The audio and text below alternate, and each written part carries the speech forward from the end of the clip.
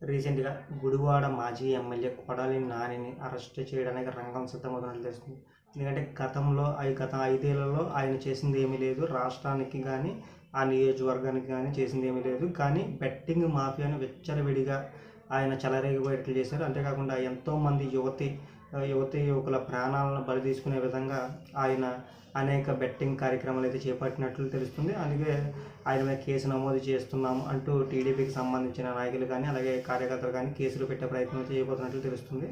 అలాగే కొడాలి నానిని అరెస్టు చేస్తారా చేయరా అనే కోణంలో కూడా ప్రతి ఒక్కరు ఆలోచించాల్సిన పరిస్థితి. ఎందుకంటే గతంలో టీడీపీలో ఉండి ఆయన ఉండేవారు. అలాగే వైసీపీలో వచ్చిన తర్వాత చంద్రబాబు నాయుడిని అనేక ఘాటు విమర్శలు అయితే చేయడం జరిగింది.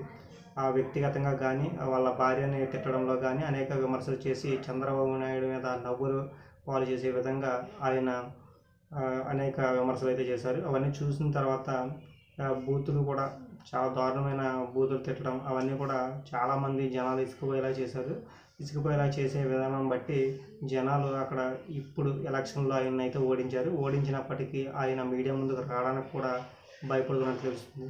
అంతేకాకుండా రీసెంట్గా మన మీడియా ముందుకు వచ్చినప్పుడు కూడా ఆయన మారారే అనుకుంటున్నా కూడా మారలేదు అన్న విధానంగా ఆయన ప్రవర్తించిన విధానం కూడా టీడీపీ శ్రేణులకు నచ్చలేదంటూ వాళ్ళైతే చూస్తున్నారు. అంతేకాకుండా తన మారే ప్రసక్తి ఉండదు కాబట్టి మనం కేసులు నమోదు చేయాల్సిందే అన్న విధి విధానంతో టీడీపీ నుండి కూడా కొంతమంది కేసులు పెట్టే ప్రయత్నం అయితే జరుగుతుంది.